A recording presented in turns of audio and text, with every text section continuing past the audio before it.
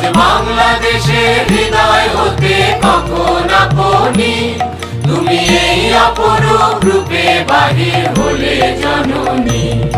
ওগো মা তোমায় দেখে দেখে আঁখি না ফিরে, তোমার দুয়ার আজি খুলে গেছে সোনার মন্দিরে।